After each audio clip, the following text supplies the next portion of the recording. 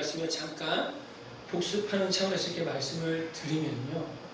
지난 시간에 본문이었던 마가복음 7장 1절에서 13절은 한마디로 말하면 예수님과 유대인들 사이에 무엇이 진정으로 사람을 더럽게 하는가에 대한 정결 논쟁에 관한 내용이었다는 겁니다.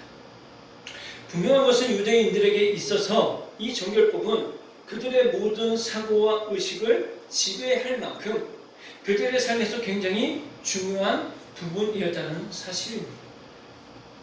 사실 그럴 수밖에 없는 이유는 지난 시간에도 말씀드린 것처럼 원래 이 정결법은요, 유대인들이 죄로 인해 혼탁해진 세상 속에서 자신들을 보호하고 하나님의 선택된 백성으로서의 정체성을 지키기 위해 만든 것이었기 때문입니다. 그렇기 때문에 그 어떤 것보다도 정결법을 온전히 지키며 살기 위해 최선을 다한 것입니다.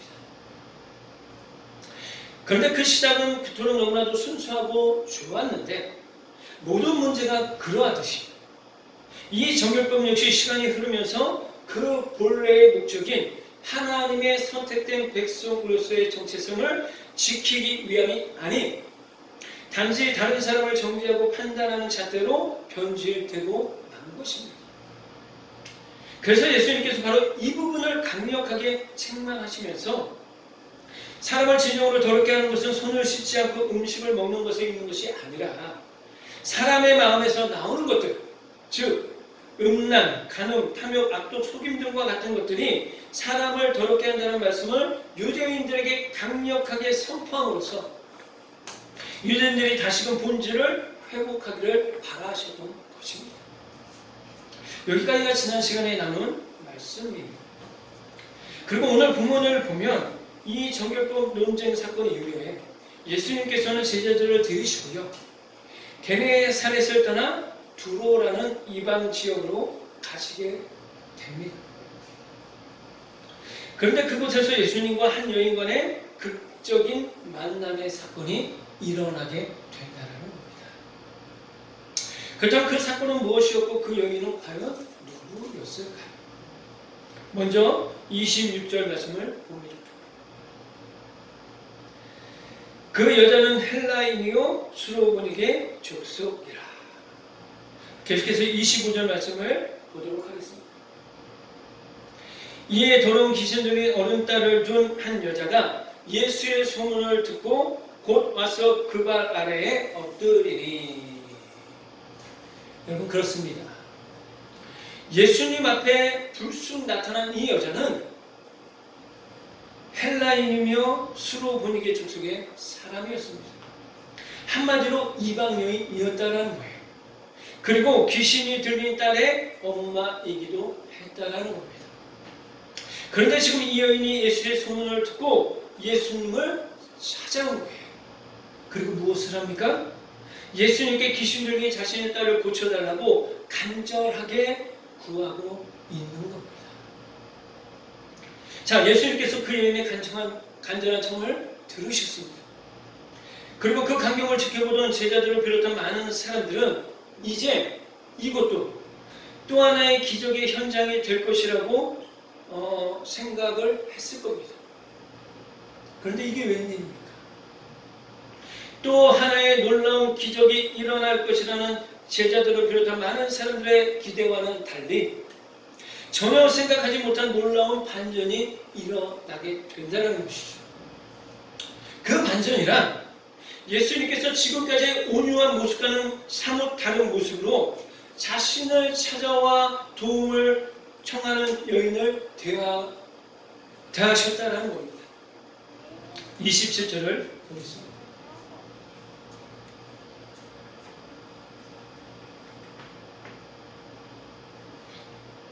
예수께서 이르시되 자녀로 먼저 배불리 먹게 할지니 자녀의 떡을 취하여 개들에게 던짐이 마땅치 아니하니라. 여러분, 이게 무슨 말인 걸까요? 한마디로 말하면 예수님께서는 지금 자신을 어렵게 찾아와서 도움을 구하는 여인의 청을 들어주기는커녕 오히려 그 여인을 향해 개와 같은 사람이라고 말하고 있는 겁니다. 그 당시 유대인들은 이방인들을 개에 비유를 했는데 예수님께서 지금 이 이방 여인을 향해서 그 표현을 하고 계신 것이다라는 겁니다. 여러분, 사실 예수님을 만나러 오기 전에 이 여인의 삶이 얼마나 피폐한 삶이었겠습니까? 여러분, 그렇게 생각되지 않습니까? 사랑하는 딸이 귀신에 들려 매일매일 괴로워하는데 부모의 입장에서 어떠한 도움도 되지 못하는 것 같고 매일매일 괴로워하는 사랑하는 딸의 모습을 옆에서 지켜보는 그 엄마의 마음이 얼마나 아프고 괴로웠겠느냐라는 거예요. 사실 이 여인의 딸이 언제부터 귀신에 들렸는지는 정확히 모르지만 분명한 것은 그 딸의 상태를 안 그 순간부터 이 여인은 분명 엄마로서 딸의 병을 고치기 위해서 밤낮 가리지 않고 백방으로 뛰어다녔을 것입니다. 전국의 유명한 병원과 의사들도 분명 다 찾아갔을 거예요. 또 귀신을 잘 쫓아낸다는 주술자들도 분명 다 찾아갔을 것입니다. 또 그로 인해 경제적으로도 분명 힘들어졌을 것입니다. 그런데 그럼에도 불구하고 안타깝게도 딸의 병을 고치지 못했으니 병에 들린 딸도 딸이지만 이 엄마의 마음이 얼마나 처참했겠느냐라는 거예요. 아마도 모르긴 몰라도 모든 것을 다 포기하고 싶은 마음이었을 것이다 생각이 되어지지 않습니까? 그런데 그렇게 모든 희망과 소망의 끈을 다 놓을 때쯤 한 줄기 희망의 빛이 이 여인에게 비추게 되었다는 거예요. 그 희망의 빛이 뭐예요? 그 희망의 빛이란 갈릴리에 사는 예수라는 한 유대인 청년에 대한 소문이었는데 그 소문의 내용은 이런 거였어요. 자신을 가르쳐 하나님의 아들이라고 말하는 이 예수라는 청년이 가는 곳마다 놀라운 기적이 일어난다는 것이었습니다. 그 기적이 무엇이었습니까? 그 기적이란 예수님을 만나는 자마다 모든 문제가 해결이 되어진다는 거였어요. 병든 사람이 나음을 얻고 죽은 사람이 다시 살아나고 귀신 들린 사람에게서 귀신을 떠나가게 하시고 귀신 들린 사람에게서 귀신을 떠나가게 하시고 여러분, 이 여인 분명 이 말을 듣는 순간 가슴이 쿵쾅쿵쾅 뛰기 시작했을 겁니다. 그러면서 생각했을 거예요. 예수님이라는 분을 만나기만 하면 이분을 만나기만 하면 드디어 내 딸의 병을 고칠 수 있겠구나. 그런 간절한 생각 속에 다시금 잃어버렸던 희망을 갖기 시작했을 것입니다. 그런데 놀랍게도요, 그 예수님이 자신이 살고 있는 그 두로 지역에 오셨다는 거예요. 이 여인은 분명 그 말을 듣자마자 한 치의 망설임도 없이 한 걸음에 예수님이 계신 곳으로 달려갔을 겁니다. 누구라도 그랬을 거예요. 그리고 지금 예수님 앞에 엎드려 귀신 들린 자신의 딸을 고쳐달라고 간절한 마음으로 간구하고 있는 것이라는 거예요. 그런데 이런 간절한 여인을 향해 예수님께서 어떻게 반응하셨다고요? 자녀의 떡을 취하여 개들에게 던짐이 마땅치 아니하니라. 여러분, 좋습니다. 그 여인의 간절한 청을 들어주시는군요. 자녀의 떡을 취하여 개들에게 던지는 것이 옳지 않다고 말씀하시면서 냉정하게 말씀하시면서 그 여인의 청을 거절하셨다는 거예요. 그런데 여러분, 놀라운 사실은 여기에서 더욱 놀라운 반전이 일어난다는 사실이죠. 28절을 보겠습니다. 우리 같이 한번 읽겠습니다. 시작. 예수께서 여자가 대답하여 이르되 주여 올소이다마는 상 안의 개들도 아이들이 먹던 부스러기를 먹나이다. 여러분, 한 가지 묻겠습니다. 만약 여러분이 이 여인이었다면 어떻게 반응하셨겠습니까? 다시 말해, 만약 여러분이 예수님께 딸을 고쳐달라고 찾아가서 간절히 도움을 구하는데 도와주기는커녕 여러분을 개에 비유하면서 자녀의 떡을 취하여 개들에게 던짐이 마땅치 아니하다는 말을 들었다면 여러분들은 어떻게 반응하셨겠느냐는 거예요. 여러분들은 워낙 인격이 뛰어나신 분들이라 잘 참으셨겠지요. 네. 근데 제가 만약 이 여인의 입장이었다면 저희 집사람도 잘 알지만 제 성경을 보아 예수님께 한바탕 쏟아붓고 그냥 오지 않았을까라는 생각이 듭니다. 자, 그런데 놀랍게도 이 여인은 얼핏 보면 인격 모독과 같은 예수님의 말에도 흔들리지 않고 어떻게 했다고요? 오히려 예수님의 말을 모두 인정하면서 부스럭이라도 주시면 감사하겠습니다 라는 반응을 보였다는 거예요. 즉 딸의 병을 고칠 수만 있다면 개의 처지가 되더라도 상관없다고 말하고 있는 겁니다. 이 얼마나 놀랍고 기가 막힌 이야기입니다. 이런 여인의 겸손한 태도와 믿음을 보시면서 예수님께서 놀라워하셨다라는 거죠. 그리고 이 여인의 간절한 소원을 어떻게 해요? 들어주셨다라는 겁니다. 여러분 그렇습니다. 예수님께서 이 여인에게 냉정하게 대하신 이유는 이 여인의 믿음을 시험해 보기 위함이었다라는 겁니다. 다시 말해 이 여인이 어떤 마음으로 예수님께 찾아와 도움을 구하는 것인지를 시험해 보셨던 겁니다. 왜냐하면 예수님의 뜻은 단지 그 여인의 딸의 병을 고쳐주는 것에 있는 것이 아니라 그 여인의 비롯한 그 여인의 가정을 어떻게 해요? 구원하는 곳에 있었기 때문입니다.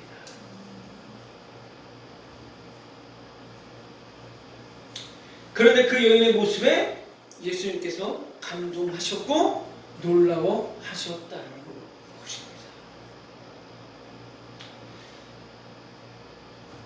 자, 그렇다면 우리는 오늘 이 여인의 모습을 통해 무엇을 깨달을 수 있는 걸까요? 다시 말해 어떤 영적 진리를 깨달을 수 있는 것일까요? 첫째는 이 여인은 모든 것을 내려놓고 예수님 앞에 나와 엎드렸다라는 겁니다. 즉 자신의 자존심, 자신의 생각, 자신의 경험, 자신이 원하는 방법 등등등 솔직히 자식이 죽어가는데 이 모든 것이 무슨 소용이 있었겠습니까? 아무 쓸모없는 것들이에요. 그 사실을 이 여인은 오랜 고난의 시간을 통해 깨닫는 겁니다. 그래서 모든 체면 다 내려놓고 예수님 앞에 간절히 나와 엎드린 것입니다. 저는 이 여인의 모습을 보면서 그에게 한 인물이 생각이 났습니다. 그 인물은 바로 열왕기하 5장에 나오는 나아만 장군입니다. 나아만 장군은요, 아람이라는 나라의 군대 장관으로서 왕 다음으로 높은 자리에 있었던 사람이었습니다. 하지만 이 사람은 한편으로는 뭉둥병이라는 몹쓸병에 걸린 참으로 불쌍한 사람이었습니다. 그런데 어느 날 자신이 포로로 잡아온 자신의 집의 종이었던 어린 소녀를 통해서 이스라엘에 가서 엘리사라는 선지자를 만나면 문둥병을 고칠 수 있다는 이야기를 듣게 됩니다. 그래서 나아만 장군은 드디어 병을 고칠 수 있다는 그 희망과 소망을 가지고 엘리사 선지자를 만나러 이스라엘로 가게 됩니다. 그런데 의아하게도 엘리사 선지자는 나아만 장군을 만나주지 않습니다. 그저 자신의 종을 시켜서 나아만 장군에게요, 요단강에 가서 몸을 7번 씻으라는 명령만 내렸다는 거죠. 이때 나아만 장군이 엘리사 선지자의 그런 이해할 수 없는 태도에 어떻게 반응했는지는 열왕기하 5장 11절에 아주 잘 기록되어 있습니다. 나아만이 노하여 물러가며 이르되 내 생각에는 그가 내게로 나아서서 그의 하나님 여호와의 이름을 부르고 그의 손을 그 부위 위에 흔들어 나병을 고칠까 하였도다. 자, 여기서 우리가 깊이 보아야 할 단어가 바로 내 생각에는입니다. 여러분 지금 나아만 장군이 왜 화가 난 것이죠? 그렇습니다. 나아만 장군이 생각할 때는 자신이 왔다는 얘기를 듣자마자 엘리사 선지자가 버선발로 뛰어나와서 자신을 반기고 곧바로 자신의 아픈 부위에 손을 얹어서 자신의 병을 고쳐줄 것이라고 생각했던 거예요. 그런데 자신의 생각과는 전혀 다르게 자신이 도착했다는 말을 분명 들었을 텐데 엘리사 선지자가 한낱 종 하나를 보내서 요단강에 목욕을 하라는 명령을 내리더라는 거예요.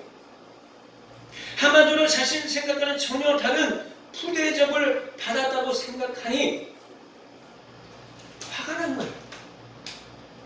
뭐 누구라도 그렇지 않았겠습니까? 저라도 화가 났을 거예요.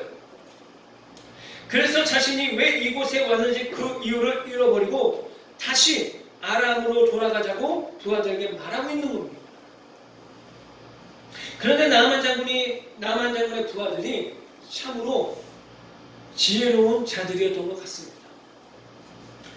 화가 나서 그냥 돌아가자고 말하는 자신의 상관인 나아만 장군에게 그의 부하들이 이렇게 말합니다. 장군님, 만약 병을 고칠 수만 있다면 저 예언자가 그보다 더 큰 일을 하라고 했더라도 그대로 하지 않았겠습니까? 그런데 기껏해야 몸을 칠수라는 것뿐인데 그 정도도 하지 못하는 거예요. 그때서야 비로소 나아만 장군이 자신이 지금 여기에 왜 왔는지 분명한 이유를 깨닫게 된 것입니다. 즉 다시 말해 자신이 지금 한 나라의 2인자로서 대접을 받기 위해 이곳이 온 것이 아니라 자신의 몹쓸병을 고치기 위해 하나님의 사람 엘리야 선지자를 만나러 온 것임을 깨닫게 되었다는 것이죠. 그 사실을 깨닫게 되던 나아만 장군은 엘리사의 말에 순종하여 요단강에 몸을 담습니다. 자, 그러자 어떤 일이 일어났습니까? 열왕기하 5장 14절 말씀. 나아만이 이에 내려가서 하나님의 사람의 말대로 요단강에 7번 몸을 잠그 그의 삶이 어린 나이에 살같이 회복되어 깨끗하게 되었더라. 그의 살이 어린 나이에 살같이 회복되어 깨끗하게 되었더라. 아멘. 여러분 그렇습니다. 우리의 생각이 강하면 하나님께서는 그 어떤 일도 행하시지 못하십니다. 아니, 절대로 행하시지 않으십니다. 물론 하나님께서 우리의 생각을 강압적으로 굴복시키시고 하나님의 뜻을 이루어 가실 수 있는 분이시지만 하나님은 절대로 그렇게 일하시는 분이 아니라는 겁니다. 왜냐하면 하나님은요 너무나도 인격적인 분이시기 때문입니다. 그렇기 때문에 우리를 인격적으로 대해 주시는 분이시기 때문에 그렇습니다. 하지만 반대로 나아만 장군이 자신의 생각을 내놓고 하나님 말씀에 순종할 때 그의 병이 깨끗이 낫는 기적을 일어났던 거죠. 또한 귀신이 들린 딸의 병을 낫게 하기 위해 자신의 모든 것을 내려놓고 예수 앞에 겸손함으로 나와 엎드릴 때 귀신이 들린 딸에게서 귀신이 떠나가는 기적이 일어났던 것처럼 우리 또한 더 이상 우리의 생각이 아닌 우리의 방법이 아닌 하나님의 뜻과 방법 앞에 순종하는 삶을 살아가게 될 때 하나님께서 우리의 삶에 우리가 생각하지 못하는 놀라운 기적을 베풀어 주신다는 것입니다. 뿐만 아니라 우리 삶에 계획하신 놀라운 하나님의 비전을 온전히 이루어 가신다는 사실입니다. 이 사실을 믿으시기를 바랍니다. 둘째, 우리는 여인의 모습을 통해 무엇을 깨달을 수 있는 걸까요? 그 여인의 믿음은 단순히 믿으면 그대로 이루어진다라는 샤머니즘적인 믿음이 아니라 예수님이 진정으로 하나님의 아들임을 믿고 나온 참된 믿음이었다는 겁니다. 사랑하는 여러분, 믿음에는요 두 종류의 믿음이 있습니다. 그 중에 하나는 인간의 감정이 만들어낸 믿음이고 또 하나는 하나님께서 우리에게 주신 믿음입니다. 즉 성경이 우리에게 말하고 있는 믿음입니다. 제가 쉽게 예를 들어 설명해 드립니다. 2000년대 초반에요. 조엘 오스틴이라는 한 명의 세속화된 목사가 긍정의 힘이라는 책을 썼습니다. 근데 이 긍정의 힘이라는 이 책이 우리나라에 놀라운 센세이션을 일으키게 됩니다. 솔직히 부끄러운 고백이지만 저도 그 당시 이 책에 깊이 빠져서 이 책에서 말하는 이름대로 살아보려고 열심히 노력했었어요. 자, 그런데 이 책에서 말하는 핵심 주제를 한 문장으로 요약하면 무엇이냐면 이런 거예요. 어떤 상황 속에서도 긍정의 힘을 가지고 믿으면 하나님께서 그대로 이루어 주신다라는 것이었습니다. 한마디로 긍정의 힘이 하나님의 축복을 받는 통로가 된다는 겁니다. 여러분, 물론 긍정적인 마음을 가지고 살아가는 것은 우리의 삶에 있어서 분명 필요한 것은 맞습니다. 그러나 그렇다고 해서 반드시 긍정의 믿음이 하나님의 축복을 받는 통로가 아니다라는 겁니다. 한마디로 말해 조엘 오스틴이 주장하는 긍정의 믿음은 성경적인 믿음이 아니라 인간의 감정이 만들어낸, 인위적으로 만들어낸 믿음이다라는 겁니다. 자, 그럼 성경은 어떤 믿음을 말하고 있는 걸까요? 요한복음 1장 12절에 보면 이렇게 말하고 있습니다. 영접하는 자, 곧 그 이름을 믿는 자들에게는 하나님의 자녀가 되는 권세를 주셨으니. 아멘. 또 요한복음 4장 10절에 보면 이렇게 말하고 있습니다. 내가 만일 하나님의 선물과 또 내게 물을 좀 달라 하는 이가 누구인 줄 알았더라면 내가 그에게 구하였을 것이요 그가 생수를 내게 주었으리라. 아멘. 자, 이 두 구절만을 통해서도 우리가 분명히 알 수 있듯이 성경이 말하는 믿음이 어떤 겁니까? 바로 예수님이 어떤 분이신지를 온전히 깨닫고 믿는 믿음이다라는 겁니다. 그 믿음을 우리가 소유하게 될 때 우리는 하나님의 자녀가 되는 권세를 얻을 뿐만 아니라 영원한 목마름과 궁핍이 없는 하나님 나라의 차고 넘치는 은혜와 복을 누리게 된다는 겁니다. 분명한 것은 오늘 본문에 나오는 귀신 들린 딸의 엄마였던 수로보니게 여인이 바로 이 믿음을 가지고 예수님 앞에 나와 딸의 고침을 위해 예수님께 간절히 구했다라는 거예요. 우리는 이 사실을 오늘 본문과 병행 구절인 마태복음 5장 22절 말씀을 통해 알 수 있습니다. 우리 같이 읽습니다. 시작. 가난한 하나가 그 지경에서 나와서 소리질러 이르되 주 다윗의 자손이여 나를 불쌍히 여기소서 내 딸이 흉악하게 귀신 들렸나이다 하되. 자, 이 말씀을 보면 수로보니게 여인은 예수님을 향해 뭐라고 말하고 있습니까? 주 다윗의 자손이여 하고 외치며 나아왔다는 겁니다. 여기에서 이방 사람이었던 수로보니게 여인이 예수님을 다윗의 자손으로 고백한다는 것은 한마디로 말해 예수님이 구약에서 예언한 분으로서 이 세상을 구원하시기 위해 이 땅에 오신 하나님의 아들임을 믿었다는 사실을 말해주고 있는 것이라는 겁니다. 다시 말해 이 여인은 이분이라면 내 인생의 가장 절박한 문제를 틀림없이 해결해 주실 수 있는 분이다 라는 믿음을 가지고 예수님 앞에 나와 엎드렸다는 거예요. 그러자 예수님이 놀라운 선언으로 오늘의 이 사건을 한 번에 끝을 맺어 버리셨다는 겁니다.